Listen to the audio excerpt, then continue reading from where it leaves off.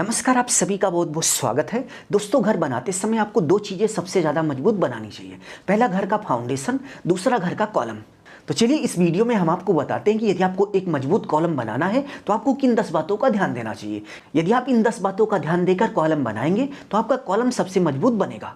First point की बात करें तो आप देख सकते हैं कि बहुत सारे लोग दीवार बनाने के बाद कुछ इस तरीके से कॉलम बनाते हैं, जो कि एकदम सरासर गलत है। आपको इस तरीके से नहीं करना चाहिए, इससे आपका कॉलम पूरी तरह से कमज़ोर हो जाता है। क्योंकि आप देख सकते हैं कि दीवार बनाने के बाद जब आप कॉलम बनाते हैं तो शटरिंग सही से नहीं लग पाती, जिससे आप देख सकते हैं कि गिट्टी कहीं पर पहुंचती है, कहीं पर नहीं पहुंचती है, कहीं पर स्टील दिखता रहता है। इससे में आपको इस बात का ध्यान देना है कि आपको सबसे पहले कॉलम बनाना है और कॉलम बनाने के बाद ही आपको घर की दीवार बनानी है, जिससे आपका कॉलम पर्याप्त मजबूत रहे और कॉलम में किसी भी तरह की दिक्कत ना आए। सेकंड पॉइंट की बात करें तो आप देख सकते हैं कि कॉलम में शटरिंग लगाने से पहले आपको शटरिंग की कुछ इस तरीके से ऑयलिंग करनी है।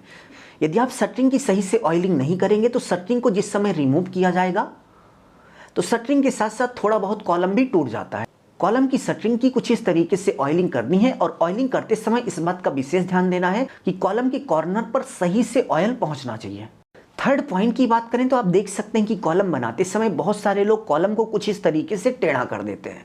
तो ऐसे में कॉलम की कंक्रीट डालने से पहले कॉलम की शटरिंग जब हो जाए तो उस समय आपको कुछ इस तरीके से आप देख सकते हैं कि प्लम्बॉब यानी कि साहुल से कॉलम को चेक करना है कि आपका कॉलम सीधा है या फिर नहीं। यदि आप कॉलम कास्टिंग करने से पहले, कॉलम में कंक्रीट डालने से पहले कुछ इस तरीके से साहुल लगाकर चेक कर लेंगे तो आपका कॉलम कभी भी टेढ़ा नहीं होगा।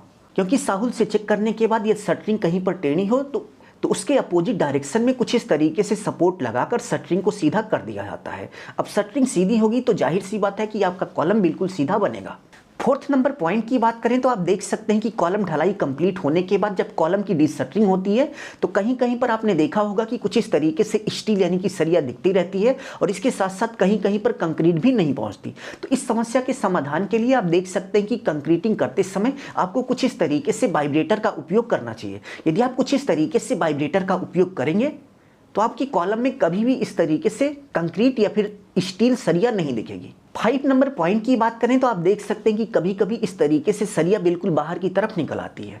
तो कॉलम में सरिया बाहर ना दिखे इसके लिए आप देख सकते हैं कि कॉलम में कवर ब्लॉक लगाया जाता है। आप देख सकते हैं यदि आप कॉलम में कुछ इस तरीके से 40 mm का कवर ब्लॉक लगाएंगे तो आपकी कॉलम का स्टील कुछ इस तरीके से बाहर की तरफ कभी भी नहीं दिखेगा।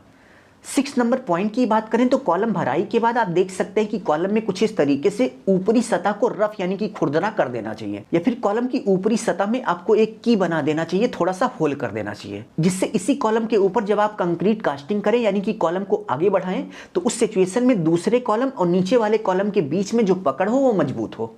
7वें नंबर पॉइंट की बात करें तो आपको कॉलम बनाते समय यदि आप 2-3 मंजिला का घर बना रहे हैं तो उस सिचुएशन में आपको 1:1/2 रेशियो का कंक्रीट उपयोग करना चाहिए। 1:1/2 का मतलब 1 बैग आपका सीमेंट हो गया, 1.5 बैग आपका सैंड यानी कि रेत हो गया और 3 बैग आपका एग्रीगेट यानी कि गिट्टी हो गया।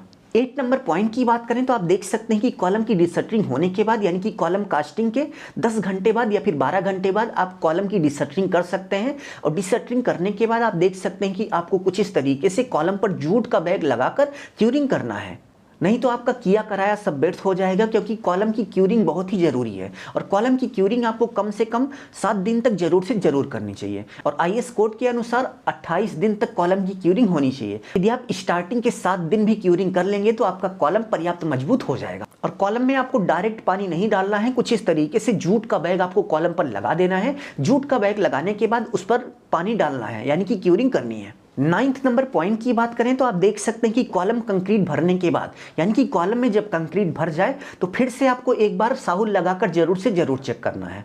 क्योंकि कॉलम में कंक्रीट भराई होते समय कभी कभी क्या होता है कि शटरिंग थोड़ी सी टेढ़ी हो जाती है, जिसके कारण बाद में आपको कॉलम भी टेढ़ा दिखने लगता है। तो ऐसे में कंक्रीट भराई के तुरंत बाद आप एक बार साहुल लगाकर फिर से चेक करेंगे कि आपका कॉलम सही है या फिर नहीं। यदि शटरिंग टेढ़ी है तो उस सिचुएशन में आप सपोर्ट लगाकर शटरिंग को बिल्कुल सीधा कर देंगे तो आपका कॉलम जो बनकर आएगा वो बिल्कुल अच्छे से एकदम सीधा सीधा बनेगा। 10th नंबर पॉइंट की बात करें तो आप देख सकते हैं कि कॉलम और वॉल की ज्वाइंट पर कुछ इस तरीके से क्रैक आ जाते हैं। तो इस क्रैक से बचने के लिए कॉलम और वॉल को जोड़ते समय आप देख सकते हैं कि कॉलम की सतह को कुछ इस तरीके से खुरदरा कर दिया जाता है। इस तरीके से खुरदरा करने के बाद यदि आप कॉलम और दीवार को जोड़ेंगे तो दीवार के बीच में कुछ इस तरीके से क्रैकिंग कभी भी नहीं आएगी। तो इस वीडियो में आपको 10 ऐसे पॉइंट बताए गए जो कि कॉलम बनाते समय आपको जरूर से जरूर ध्यान देना चाहिए। यदि आप इन 10 बातों का ध्यान देंगे तो आप ये मान के चलिए कि आपका कॉलम एकदम मजबूत से मजबूत, लोहे से भी ज़्यादा मजबूत बनेगा। और यदि आपको लगता है कि ये वीडियो आपके लिए बहुत ही इंपॉर्टेंट थी, आपने बहुत सारी चीज़ें सीखी, तो प्लीज़ वीडियो को लाइक करके अपने दोस्तों में शेयर कर दीजिए। अभी के लिए बस इतना ही। अपना ख्याल रखिए और अपने मम्मी पापा का अपने से भी ज़्यादा ख्याल रखिए। इसी भाव के साथ आप सभी से विदा लेते हैं। धन्यवाद।